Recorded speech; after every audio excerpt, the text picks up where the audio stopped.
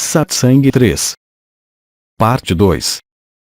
8 de agosto de 2022.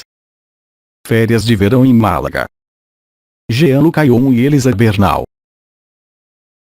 Ora bem, estamos na segunda parte, do terceiro satsang, ou seja, de 8 de agosto de 2022, e retomamos. Vamos lá, vamos retomar as nossas conversações. Silêncio. Elisa, será que vamos apimentar um pouco as coisas? Irmã, sim. Elisa, um pouco de especiarias, um pouco de coisas. Elisa, eu também estou à tua espera. Irmão, vamos ter aqui uma sessão de treino. Elisa, o quê? Irmão, o tempero. Silêncio. Elisa, continua a dizer, não penses. Mas há algo que eu não compreendo. Risos. Elisa, mas se eu não devo pensar, mais vale não perguntar. O quê? Elisa, porque no final, quando ando em círculos, penso eu. Por isso é melhor, compreendo melhor, não pensar que estou a andar em círculos. Certo. Elisa, mas eu, risos. Colou-se a mim. O problema é que todos nós tendemos a ser identificados com a sua mente quando ele fala. Elisa, oh sim. Esta história sobre a morte e o desaparecimento do mundo, não a consigo entender, compreendê-la. Percebe o que quero dizer? Mas não se consegue compreendê-lo. Elisa, porque eu li no livro da Betty, por isso tentei compreendê-lo, mas não consegui compreendê-lo completamente. Você não pode. Elisa, porque se eu já não existo, o mundo já não existe, se eu sou o mundo. Então eu disse a mim mesmo, mas e os outros? Os outros ainda estão nos seus sonhos. Mas você, os sonhos já não existe para você. Elisa, mas e se eu for os outros? Então eu não compreendi isso. Sim, porque ainda se encontram na ilusão do tempo. O que é? Uma irmã fala e alguém assobia. Elisa, mas se eu seguir os outros, não compreendo isso. Mas não se consegue compreendê-lo. Porque quando se dorme, já não se sonha, por isso o mundo não existe para você. Elisa, sim. Mas os outros sonhadores, eles estão lá, e isso, um fragmento da consciência única que sai enquanto dorme, que é o caso de toda a humanidade todos os dias, mas há sempre a outra parte da Terra que não dorme. Elisa, mas eu não compreendo isso. É por isso que temos de passar a um momento coletivo e comum, que permita a todos compreenderem. Em resumo, é por isso que a resolução da ilusão do mito da criação só pode ser feita quando todos os sonhadores viverem a êxtase, aquilo a que chamamos êxtase, dormir. Porque você sabe muito bem que, mesmo que esteja dormindo ou morto, para você o mundo já não existe, mas para aqueles que foram seus filhos, seus pais, que estão vivos, você ainda existe, nas suas memórias. Enquanto todos os sonhadores em todas as dimensões do sonho não se tiverem apercebido de que sonham, o sonho continua. O que nunca existiu continua. É por isso que quando falamos do fim, do evento no horizonte, não é mais do que o evento inicial. É a memória comum que é um sonho.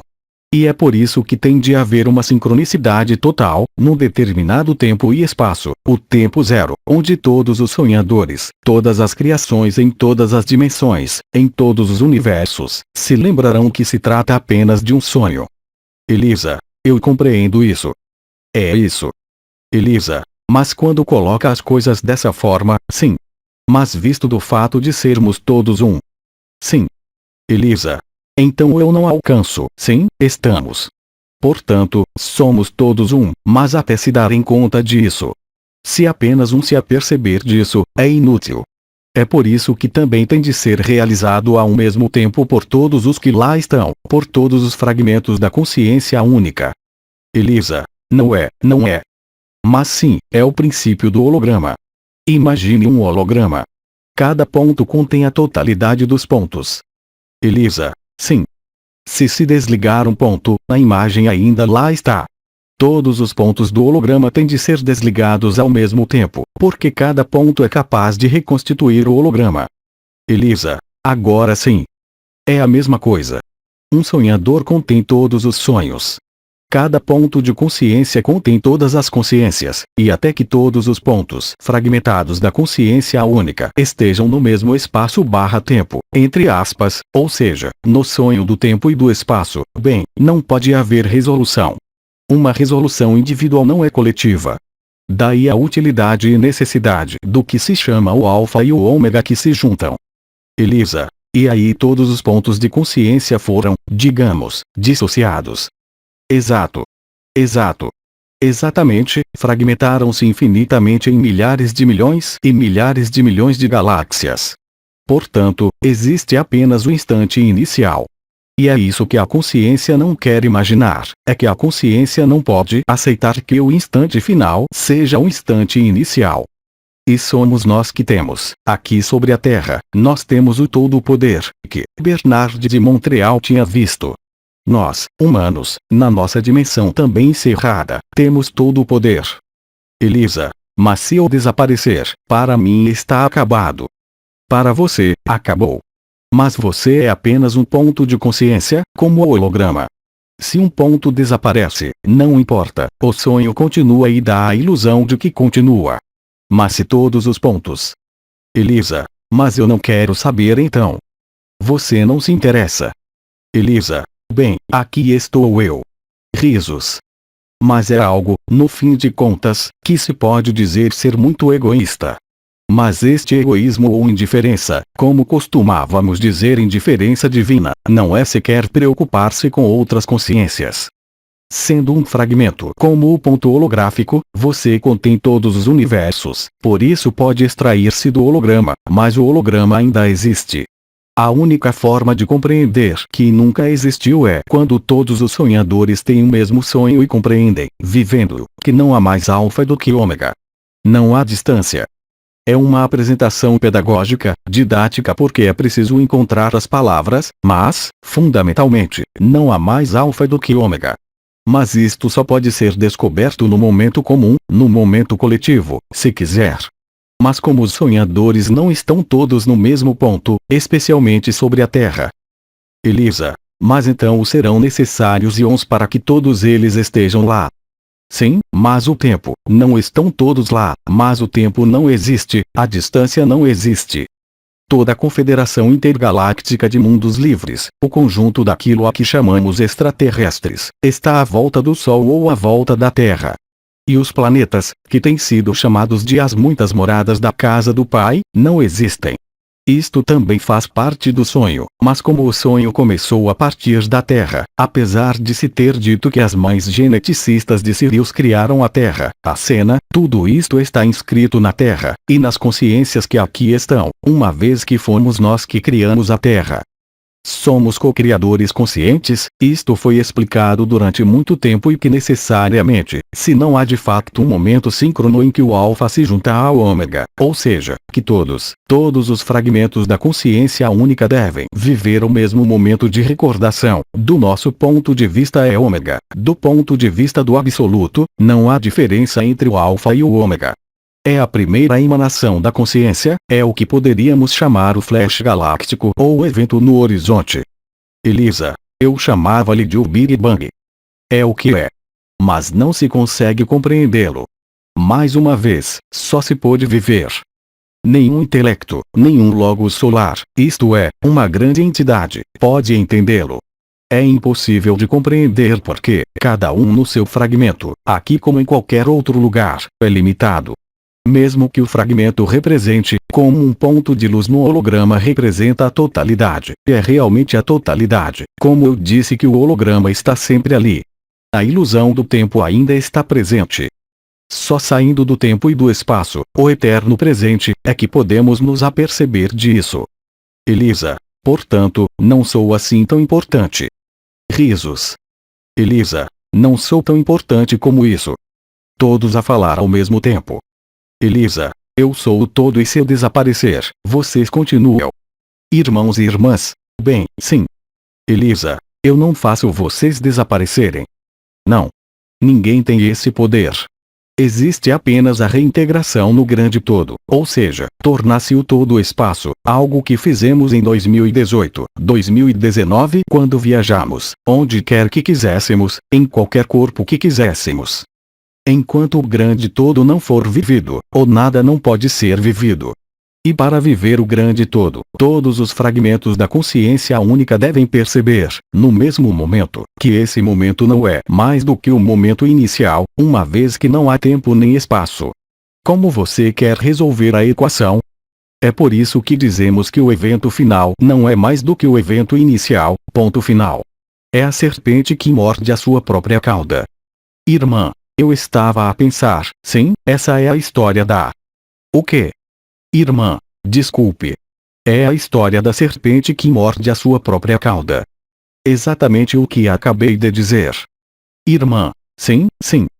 É a roda do Sansara, como dizem os orientais, ou a roda do karma, é a mesma coisa. E é o caso de dizer que andamos em círculos. Além disso, sabemos muito bem que mesmo em dimensões, a espiral da vida e a ilusão do tempo e do espaço passa cada vez pelo mesmo ponto do espaço, mas noutra oitava. Este é o princípio da espiral. E, de fato, nestes casos, podemos considerar que os milhares e milhares de milhões de galáxias estão em expansão. Do ponto de vista do observável, parece que assim é. Mas só porque é observável, não significa que seja real. O que é observável pertence à manifestação. Esta é toda a dialética que foi explicada há muito tempo no que se chama águas de cima e águas de baixo. Você tem o que é chamado, nos primeiros versos do Gênesis, Bereshit bara Elohim et Hashamayim vet haaretz. No início Deus criou tanto o céu como a terra, o mar, as águas de cima e as águas de baixo, as águas da manifestação, a mão, a matriz, mamãe, ma, e me, a estrela em que é me, o mistério. Só a união das águas de cima e das águas de baixo é que faz o milagre de uma coisa nova. Ou seja, compreendemos nesse momento que se trata de uma imagem espelho. O Espírito de Deus flutuou sobre as águas. Por isso também é chamado de águas primordiais, o primeiro cristal da criação. Mas estas são as águas do mistério, tanto no mistério do batismo como no mistério da vida. Há apenas o encontro das águas de cima e das águas de baixo, ou seja, quando há uma sincronização, uma sintonização, que se percebe, como já foi dito, que não há teatro, não há mais águas de cima do que águas de baixo. Sim. Irmã, Jesus que andou sobre a água. Sim, e então? Irmã, foram as águas de baixo. É claro que são as águas de baixo. As águas do mistério são invisíveis. Aquilo a que se chama a água de cima não é uma água manifestada. A fonte da luz é o nada. A forma só existe porque existe um vazio. Sem ela não há forma. A manifestação é baseada no mistério, Mãe, as águas de cima e as águas de baixo. In que é um mistério da estrela Is, e que Nunc, aqui e agora, tudo que desenvolvemos na época durante anos, o que se encontra aliás no simbolismo da letra hebraica Aleph, o símbolo da cristalização da vida, ou seja, da alquimia entre o invisível e o visível, a que chamamos DNA, ácido desoxirribonucleico, que tem uma estrutura em espiral. É o mistério da vida que se esconde no ângulo de 51 graus e 30, que é o ângulo da força gerada pelo DNA. É um meio ângulo entre o oxigênio e o hidrogênio da molécula da água. Elisa, espera, quando você entra em coisas assim, você tem que ir devagar, porque eu vou parar de traduzir. A molécula da água tem um átomo de oxigênio, de cada lado, tem duas bolinhas de hidrogênio. Mas a água como a representamos na escola, não existe. A única coisa que existe são os íons HOH, e nós representamos esta molécula da água com a cabeça do Mickey, ou seja, oxigênio e hidrogênio. O ângulo entre as duas moléculas de hidrogênio em relação ao oxigênio é um ângulo que é exatamente o dobro de 51 graus 30, ou seja, 103 graus. O mistério, a memória da água, está alojada no que chamamos este movimento eletrônico, que é o elétron. Mas este ângulo ali, você o tem na água, você o tem no DNA, na sua estrutura estática, e você o tem no topo da pirâmide de Keops, é o mesmo ângulo, e você o tem na astrologia sideral, onde é o que chamamos um ângulo de realização kármica entre dois planetas. Assim, todas as matrizes da vida se baseiam no mesmo modelo que é a água do mistério. A água é um suporte de vida, e mesmo os Elohim que são feitos de cristal, não é o SO, silício e 2 oxigênios. No entanto, quando os vemos, quando entramos no corpo de um Elohim, é um corpo de cristal, mas o cristal que não está congelado como na Terra, e, no entanto, é cristal. Existe, portanto, uma unidade de manifestação. Como dizem, estamos um no outro, desde os infernos até o mais alto daquilo a que chamamos as dimensões, existe o mesmo padrão de vida. Existe um antropomorfismo que aparece dada a altura, que é sempre o mesmo. Tem uma cabeça, tem membros e tem um tronco. Se tem 6 membros, ou 2 membros, não faz qualquer diferença. Irmã, sobre isso. Como? Irmã, sobre o corpo, sobre o veículo do corpo físico, há algum tempo atrás, quando, bem, eu nunca olhei para ele, eles dizem que é perfeito e tudo, bem, e então eu pensei, bem, Bidi diz corpo, fala de então Bidi que diz saco de carne, de comida, disse ele, bem, é isso. Bem, eu tinha me distanciado disso, não criou de todo uma psicose para mim. Mas há algum tempo atrás, eu disse a mim mesma, bem, este corpo é ridículo. Irmã, continuação. Olha, uma cabeça, 2 braços, 2 pernas. Sim, está bem, talvez seja perfeito, mas não, enfim, não é isso. E depois, de fato, não projetei sobre as pessoas que vi, mas associei-as a esta história, que finalmente na Terra tínhamos este veículo. Era ainda um pouco ridículo, embora falássemos sobre isso, que houvesse uma perfeição no corpo humano. Todos os manuais lhe dizem. Irmã, foi esquisito, e aqui vamos nós. Nisargadatta dizia que o único problema, basicamente, é a identificação com o corpo, é crer em seu corpo. E todo o perigo também vem daí, porque já vimos ocidentais a delirar completamente. Este corpo vai tomar um café. Irmã, MMM. Ah não, é você que vai tomar um café, com este corpo. O perigo psiquiátrico do Advaita Vedanta, da não-dualidade, da desrealização ou despersonalização, é uma síndrome psiquiátrica. Este é o enorme perigo das pessoas que seguem o Advaita Vedanta com uma mente ocidental. Tenho visto no Advaita Vedanta pessoas que estão em negação do seu corpo. Rejeitaram o corpo, não estão encarnados. Eles entenderam mal o Advaita Vedanta, vieram dizer: este corpo vai fazer amor, eu não estou fazendo amor. Mas não, é você que faz amor com este corpo, através deste corpo. Irmã, estão dissociados. É completamente o oposto. Este é o perigo do Advaita Vedanta. Assim, basta dizer a si mesmo que não há mais dualidade do que a não dualidade, e o problema está resolvido. Porque muitas pessoas abordam o Advaita Vedanta também como uma forma de escapar de si próprias, por isso entra numa síndrome psiquiátrica. O objetivo não é negar o corpo, mas, pelo contrário, aceitá-lo completamente. Não é a mesma coisa. É até o oposto. Sim, Marie-Thérèse. Irmã, sim, por quê? Sim, aproxime-se, para que o microfone possa te ouvir. Irmã, porque Bidi também disse que poderia ser um saco de carne, mas também que era o templo. Sim, também. Irmã, então, bem, quando integrei isso, dou mais importância ao meu corpo do que à minha mente, ou ao que está a acontecer de outra forma. Claro que sim. Mas é o mesmo princípio que com seu carro ou uma motocicleta.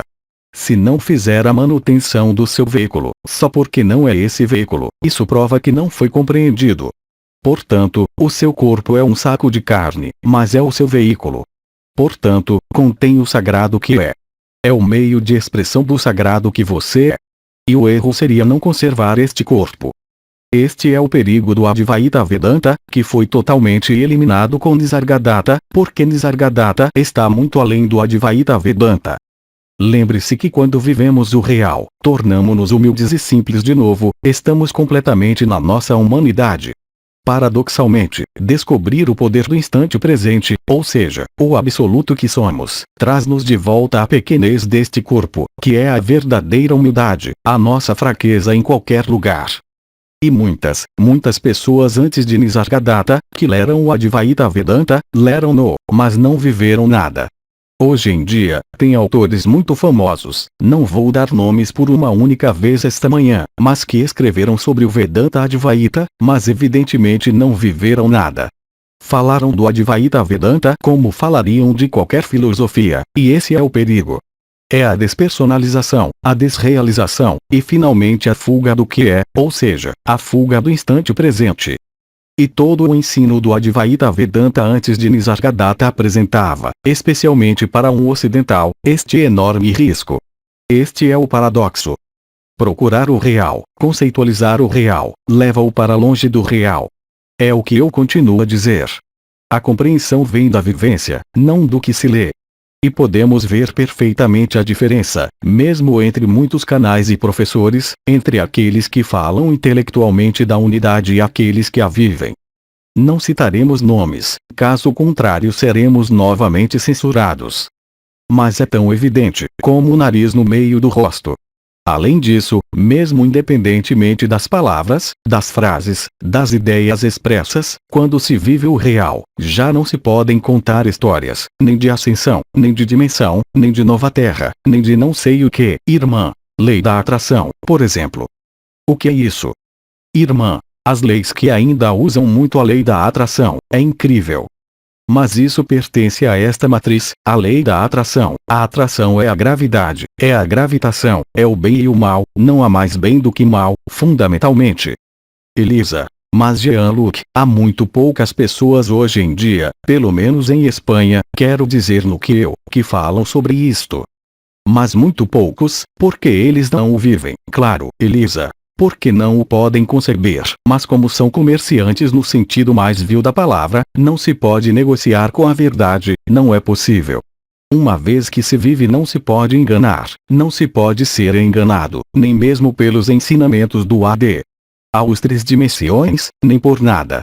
Isso não significa que eu esteja questionando o que foi recebido, estou apenas dizendo que já não tem qualquer utilidade. Irmã, é uma passagem.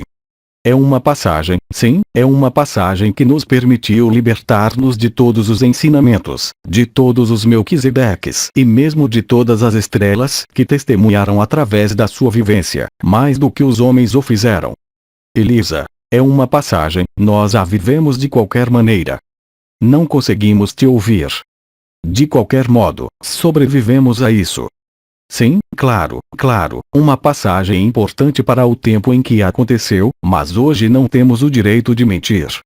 Elisa, então abril de 2012 foi o clímax, a chegada de Bidin, de fato, quebrou todos os cenários, todas as histórias.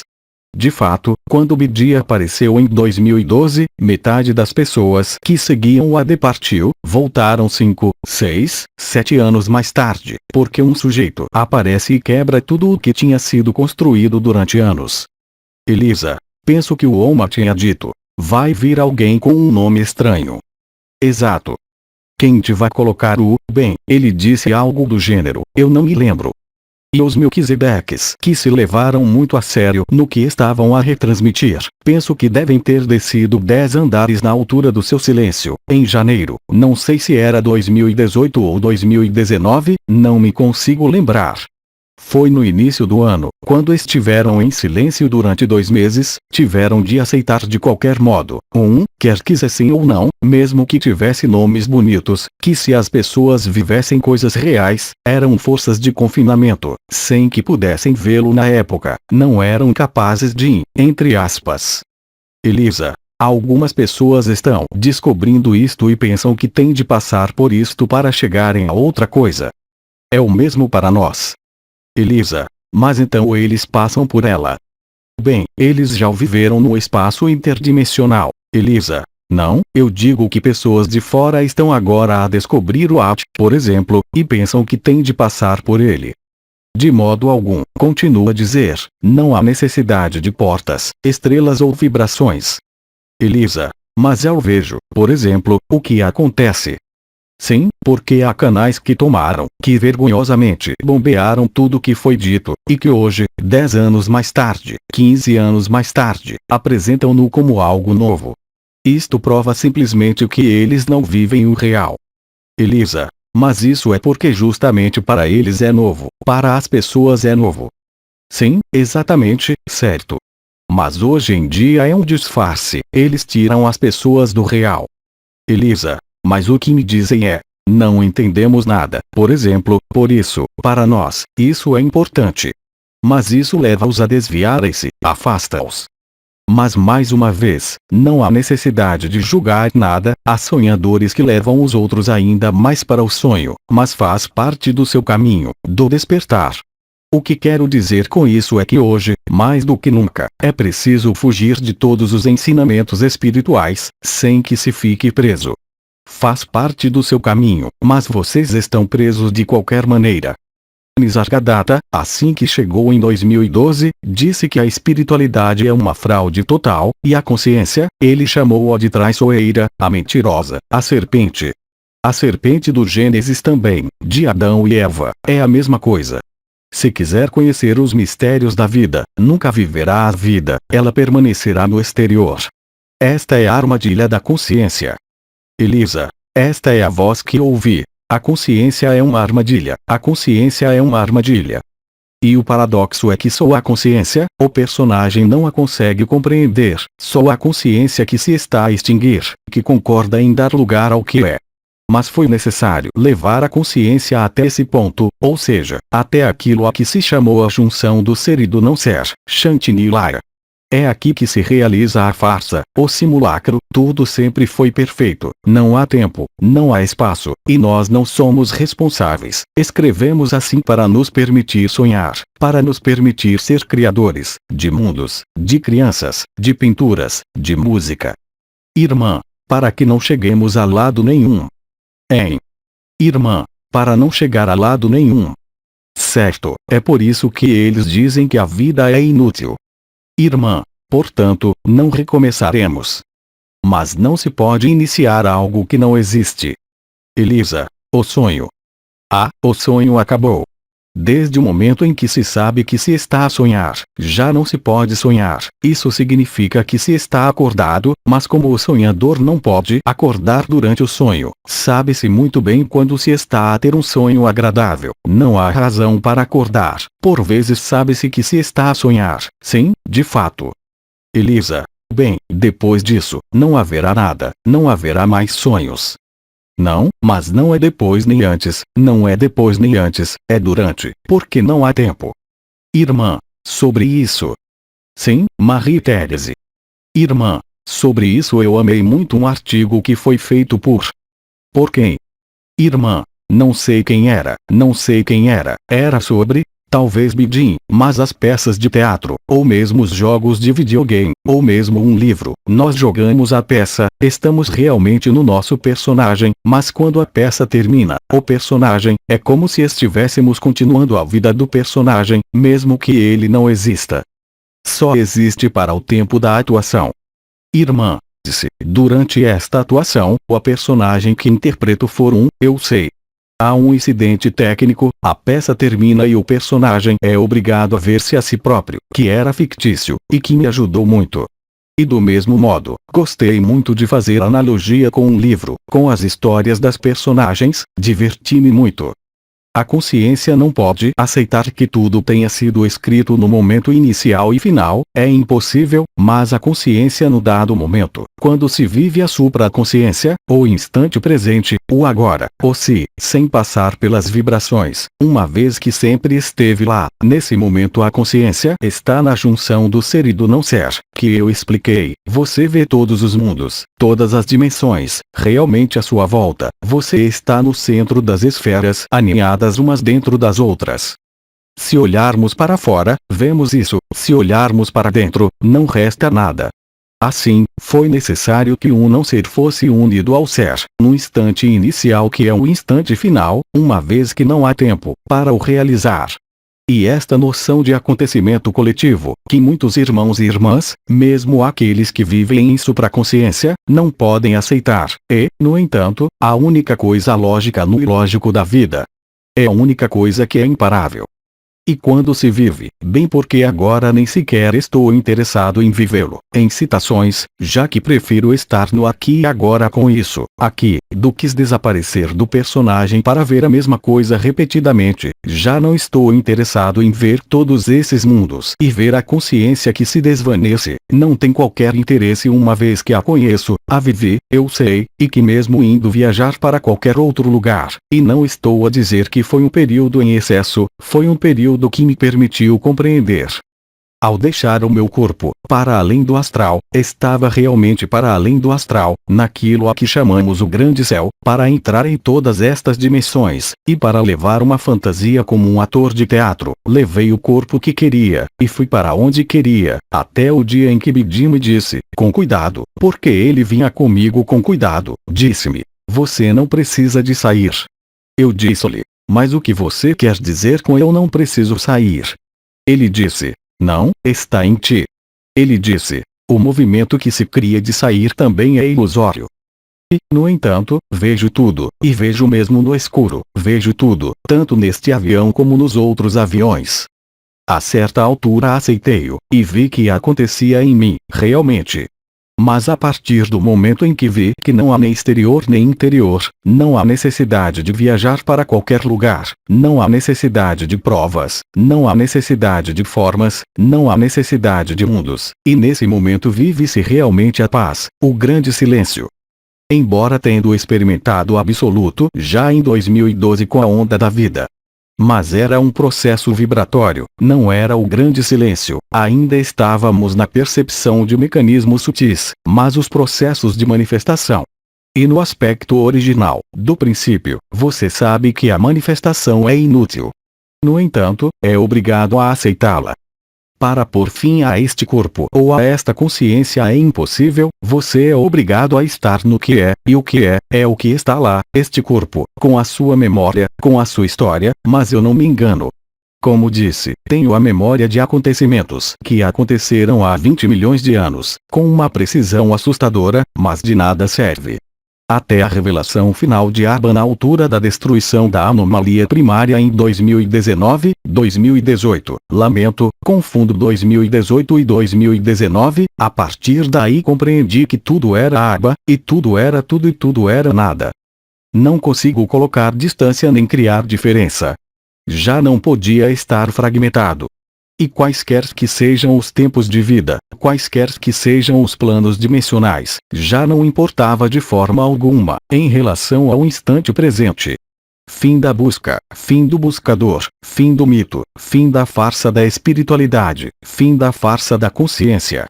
Não é por acaso que os Melquisedeques, por exemplo, são seres que se encarnaram todos no século XX, Steiner e tantos outros entre os 24. Eles tinham papéis públicos, quer fosse um mestre Chandra Babaji, com o Yoga da Mente Supra. Elisa, isso é também do século XX? Como? Elisa, é também dos anos 20? É também do... Elisa, é também do século XX? Sim, é claro. Sim, claro. Todos eles viveram no século XX. Todos eles encarnaram no século XX. Iam preparar-se, sem o saber, para o que estava para vir. Compreender que não há hierarquia, e que todos estes planos de manifestação em todas as dimensões, em todos os universos, faziam parte do mesmo sonho, da mesma ilusão. Elisa, agora ele dorme bem na sua dimensão e no absoluto absoluto, ou seja, ele está no absoluto. É isso mesmo. O que estava a dizer? Irmã. Que tempo foi aquele em que, lembro-me, fomos para o Sol?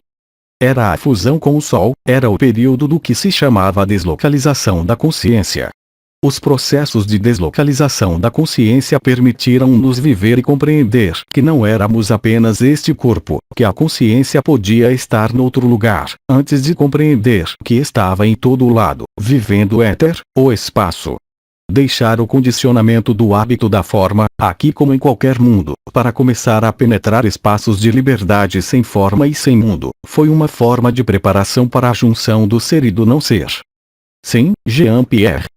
Irmão, tenho um comentário a fazer sobre mim mesmo, estou surpreendido com a rapidez com que aqui cheguei. Como olhei para muitas coisas e estava longe disso, havia irmãos e irmãs que propunham muita vibração. Fiquei infeliz por não sentir nenhuma vibração. E depois da intervenção de Bidin, abriu-me enormemente. Como disse, procuro as palavras, as frases para o acordar. Por isso é bom, tudo é bom. Abençoados os simples de espírito, abençoados aqueles que, hoje em dia, nada sentiram. Construímos uma ponte, apenas para descobrir que a ponte era inútil. Mas em algum lugar ao longo da linha nos instalamos no acesso a este tempo zero, ao não vibral. Na altura, se olharmos para a primeira pessoa que escreveu sobre o supramental, foi Sri Aurobindo. O que é que ele fez? Ele construiu Auroville para a nova Terra. Porque no supramental, ou no si, vive-se a luz, mas vive-se o sonho, ainda assim. Você imagina mundos luminosos. Irmão, ainda é uma ilusão. Continua a ser ilusão. Quer estruturar o sonho, quer estruturar a luz, quando ela realmente não precisa de você. Elisa, mas há quem diga que há uma parte da humanidade que ainda precisa de passar por isto. Isso agrada-lhes. Aqueles que não vivem nada, aqueles que estão completamente inseridos na sua vida cotidiana, estão muito mais próximos do real do que todos os sonhadores espirituais. Eles não precisam se projetar sozinhos. Eles não precisam imaginar uma nova dimensão, um novo mundo. Eles estão nas suas vidas. Os maiores perigos éramos nós, os chamados seres espirituais, que tínhamos uma abordagem espiritual. Fomos neutralizados pelas vibrações. Mas, ao mesmo tempo, servimos a história, para ir até o fim da história. Sim, Jean-Pierre. Irmão, tenho outra pergunta sobre uma vivência. Há 2 anos ou há vários meses, mas não importa, eu estava na minha cama, deitado, e não conseguia me mexer. Eu estava ciente disso. Não consegui fazer qualquer movimento. Exceto, eu estava consciente que era necessária muita força de vontade para o fazer, para sair dela. É isso que é a êxtase. Como é que é? Irmão, é isso que é a êxtase. Sim, esse é o momento em que está consciente, mas a sua consciência corporal não responde. É exatamente isso que é. Elisa, pensei que se tratava de uma saída astral. O corpo já não pode se mover, não pode sair, está completamente congelado e a sua consciência está com uma acuidade extrema deste corpo que já não responde. Aí, está em êxtase. E aí, após os primeiros momentos de interrogação, de angústia, ou de questionamento, chega um momento em que você é obrigado a aceitar. Isto é o que irá acontecer durante a imobilização. Elisa, e eu tinha muito disso, mas pensava que era uma saída do corpo. Não. A saída do corpo, há esta paragem e depois, há uma espécie de rugido que aparece nos ouvidos, como um ruído, mas de uma hélice de avião ou helicóptero que gira muito rapidamente. Você regressa dentro de si, em geral, balança-se a 90 graus ou 180 graus e, neste momento, você sai. Mas ali, sai no astral. Você sai, aliás, através do plexo solar. Elisa, por aqui, certo? Mostrando a cabeça. Por aqui, pela cabeça ou pelo dedo do pé, como Buda. Mas esta é uma saída astral com o corpo astral. Irmã, pelo dedão do pé, pelo dedão do pé. Sim, sim. Elisa, eu costumava sair por esse caminho. Sim, sim. É uma saída astral. A saída, para fora do mundo astral, é através do coração. Elisa, você fica lá quando há êxtase. E bem, sim, aí não poderemos sair. Mas quando quero sair no que se chama o grande céu, ou seja para além do astral, atravesso os tornozelos para unificar as duas correntes da onda da vida. Nesse momento, sinto a onda da vida subir de forma vibratória, o batimento cardíaco torna-se a respiração do coração, de um ritmo de 2 batimentos passo a um ritmo de 3 batimentos. Há uma ativação, bem certo, da coroa ascensional, do fogo vibral, a lemniscata sagrada entra em jogo, ou seja, é o que liga o ponto Kiristi, o ponto central na parte de trás do chakra do coração, no quinto dorsal, que se junta ao triângulo da terra que se encontra atrás da cabeça, e neste momento eu saio. Até Bidi dizer, não saia mais. E compreendi que eu não sairia, acontecia lá. Nível cardíaco. Irmã, confinada. Este é exatamente o mecanismo da êxtase. E quando se vive isto, ou seja, esta fase de paralisia do corpo, que pode ser induzida pela sofrologia, depois pode-se viajar no próprio corpo, físico, etérico, astral, mental. Há muito, muito tempo atrás, eu costumava impedir as pessoas de fumar com um determinado cristão na mão, e desencadeava um estado vibratório em todo o corpo. A certa altura, a vibração que lá estava, dava este entorpecimento ao corpo, e eu transferia a consciência das pessoas para onde quer que eu quisesse. Fizemos isto, a propósito, na formação de cristais, aqui, em física. Uma vez no corpo etérico, permitiu-me compreender a estrutura do corpo etérico. Por exemplo, pessoas que tinham ciática, eu disse-lhes para descerem para a perna, não precisavam de compreender como o iam fazer, estavam lá instantaneamente. E a ciática apareceu como um grande nádis, um circuito energético, do corpo etérico. Não é um meridiano, todo preto. E eu disse-lhes para colocarem luz neste grande nádis que era todo preto, sem luz. Eles voltaram, não tinham mais ciática. E é o mesmo princípio em qualquer transferência de consciência, num corpo bruto como na luz. Mas esta fase de imobilidade do corpo, sente-se que é real, não se pode mover de todo, é o preâmbulo da êxtase. Irmão, mais uma pergunta. Nasrine reza. Nasrine reza, sim. Elisa, não a conheço. Irmão. Ela é uma irmã, diz ter acesso a 21 consciências, é curiosidade, não sei o que pensa. Basta fazer uma pergunta a si próprio. Como é que alguém diz que vive isto, faz com que os seus lábios fiquem mais bonitos? Está bem. É isso mesmo. Quando se está no real, não se precisa de mexer na imagem do corpo. Você é o que você é. Portanto, em algum lugar há uma necessidade de seduzir. Irmão, pensei que era uma transformação. Ou não. É Botox. Chama-se Botox. Irmão, pensei que era natural, se quiseres.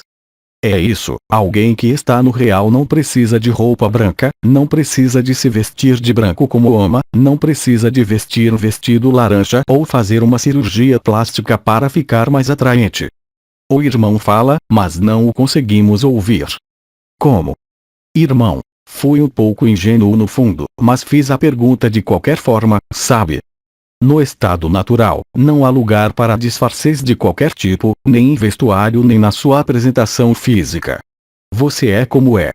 A necessidade de se disfarçar, ou de aparecer de outra forma que não seja, mostra uma distância, infelizmente muito real, do real. Diga o que disser. Diga o que disser, porque as pessoas são muito sensíveis à imagem. O médico com seu jaleco, o bombeiro com a sua roupa de bombeiro, o político, se for da direita, com o seu terno que vale uma fortuna. Aquele que está no real não precisa de disfarçar nada. Irmã, agora sabemos mesmo, são roupas caras, por isso. Claro que sim. Mas claro que sim. Claro que sim. Irmão, assim, as roupas fazem o homem. Exatamente. Bidin nunca teve de se vestir. Bem, ele acendeu uma vela, porque é um ato simbólico.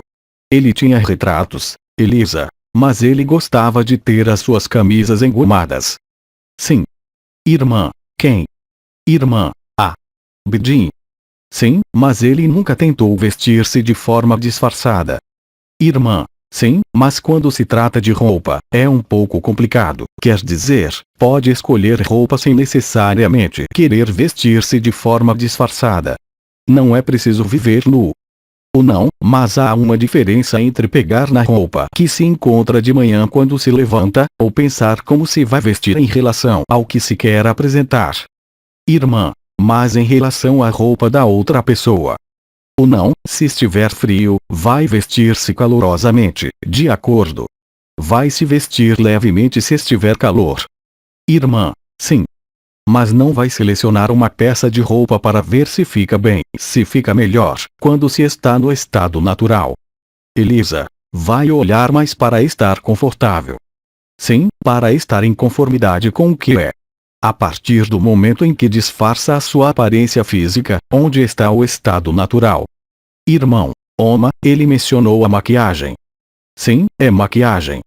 Maquiagem no sentido, não no sentido de apenas estética, é maquiagem no sentido de adulteração, como se adultera um carro, como se maquia um carro, para enganar. Uma peça de vestuário é feita para enganar. Estou a falar dos códigos de vestuário de alguém que vai se vestir em laranja, por exemplo. Irmã, para ser seu enxoval. Como? Irmã, para ser o seu enxoval individual. Para mostrar uma imagem que não é o real. Irmã, eu tinha um guia assim, que pegou um enxoval, e ela tinha uma roupa laranja durante algum tempo e depois largou tudo. Quem? Irmã, eu tinha um guia como esse no passado, mas... Não, mas de quem está a falar? Irmã, não quero mencionar o seu nome. Risos. De roupa laranja? Irmã, sim, sim. Há muitos que usavam vestidos cor de laranja. É como usar a barba comprida para mostrar sabedoria. Irmã. Durante algum tempo, e depois ela largou tudo. Ela regressou a. Portanto, seja lúcido sobre a forma como as pessoas falam, como se apresentam, porque sem isso, como somos sensíveis à imagem, vemos um profissional como uma bata branca, impõe respeito. É assim que é. Irmão, o momento mais importante do tempo em que usei barba foi o momento em que a cortei. Sim. Irmão, e aí eu me reconheci enfim, reconheci que estava abandonando um personagem. Claro que sim. Claro que sim. Irmão, foi muito, muito forte. Quando se usa óculos, é diferente, é para ver. Este irmão fala ao mesmo tempo que a tradução. Por vezes é preciso uma decoração, mas você não é enganado. Você não tenta maquiar-se. Como no ano passado, eu queria usar barba com as 3 coisas. Gostei, foi agradável. Mas eu não tentei enganar ninguém, muito menos a mim próprio, com este ornamento. Claro que, quando se usa roupas de uma cor, há efeitos energéticos, dá para sentir. Mas a dada altura, você não se importa, de facto, como diz Elisa, você procura conforto acima de tudo. Mas se pergunta que imagem vai transmitir, já está na maquiagem e no erro, no falso. Ou seja, está a se identificar com algo, portanto com o papel do professor com a roupa oriental ou a roupa branca. Se for um Rastafari, usa dreads, é uma maquiagem. Irmão, e todas as tatuagens que se estão a desenvolver hoje em dia? Assim. É uma necessidade de se vestir, uma necessidade de identificar, também. Quando é preciso transformar o real, mesmo a aparência do seu sexo, é porque, nesse momento, há um problema. Elisa, cada vez mais tenho tido isso, já não preciso de me vestir de uma certa maneira. Penso apenas na conveniência. Claro que sim. Especialmente para o vestuário e a apresentação, ou seja, o que se mostra aos outros. Elisa, eles podem dizer-lhe, sim, mas é por respeito a outra pessoa. Vejam os códigos de vestuário hoje. Nessa altura, há 40 anos atrás, as mulheres usavam mini-saias sem questionar. Agora precisam expressar o seu pertencimento a uma religião, a um movimento, através das suas roupas. De fato, todos os sinais de reconhecimento visual, seja através do vestuário ou de qualquer outra coisa, é um código de travestismo. Não pode haver um estado natural nisso. E não é uma questão de vaidade ou de moda. Irmão, é uma posição na hierarquia. Sim, atribui-se uma posição hierárquica, uma função, às fartas, seja qual for o uniforme. No hospital, reconhece um médico com seu jaleco branco e a sua pequena, pelo menos em França, com a sua pequena coisa que diz ser um estagiário, um enfermeiro, um médico ou um estudante. Portanto, sim, na vida cotidiana, podemos aceitar que precisamos de um uniforme. Mas não para o real. O real é um momento em que se toma consciência de que os uniformes são inúteis. Tal como, quando trabalha na IBM, tem a gravata preta, ou gravata azul, com o terno azul, ou o oposto, e a camisa branca, o que é imperativo. Assim, quando se trabalha na Apple, tem Nike e jeans. Os adolescentes, por exemplo, em todos os países do mundo, estão à procura de um código de vestuário. Na França, era a Lacoste, usavam a Lacoste. Porque existe uma necessidade de identificação com o grupo. Mas assim que há um grupo, há um confinamento. Elisa, não significa ficar nua. Não significa, mas ficar à vontade. Risos. Ou estamos na aparência ou estamos no real. No real, só se pode ser natural. Não se pode disfarçar a sua idade ou qualquer outra coisa. Irmão, como vê, Jean-Luc, tenho dificuldade em compreender que os nossos irmãos e irmãs permanecem no sonho, porque uma irmã, bem, não vou dizer o seu nome, não é disso que falo, porque, dos animadores da verdade, ou se está no sonho ou se está na realidade. Certo. Irmão, por exemplo, esta irmã de que estou falando, ela ainda acredita no sonho de dizer que ia haver um mundo melhor. Continua, inaudível. Este é o sonho de todos aqueles que estão no supramental, que permaneceram congelados no si, hoje como antes. Isto é o que Bidi disse no fim da sua vida, o si, mesmo o si, é uma ilusão total. E ainda assim, é muito agradável estar no si mesmo. Toma-se banho de luz, banha-se no, mas não é verdade. Elisa, e não podemos jogar isso mais um pouco. Não. Se, durante o paraíso branco, durante a famosa êxtase. É isso que põe um fim ao terror e ao sofrimento. E é isso que cria a aceitação quando não se pode fazer o contrário. Só há branco, branco, branco. Não há mais forma. Não há mais consciência corporal. Já não existe a consciência de nenhum mundo.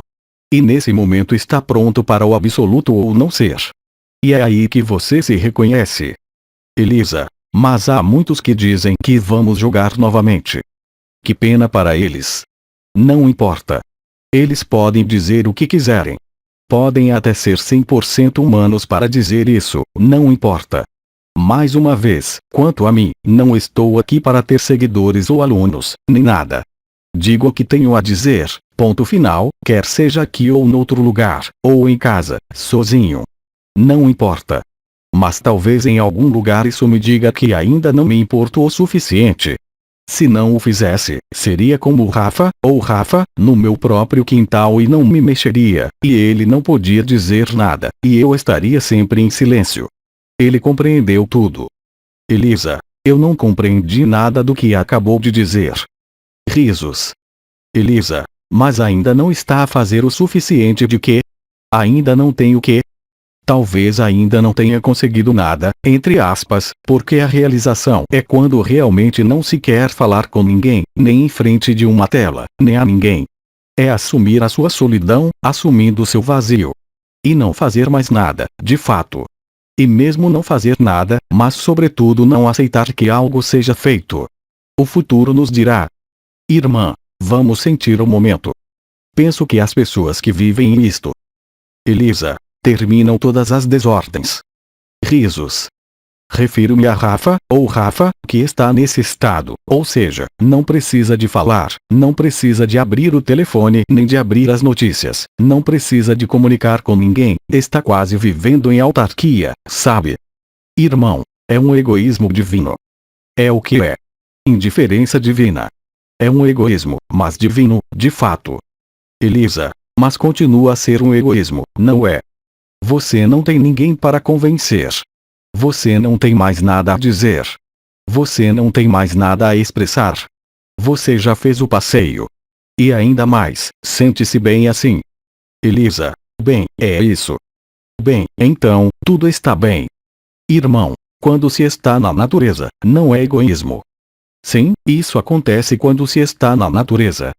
Irmão, mas não é egoísta porque partilha com a árvore.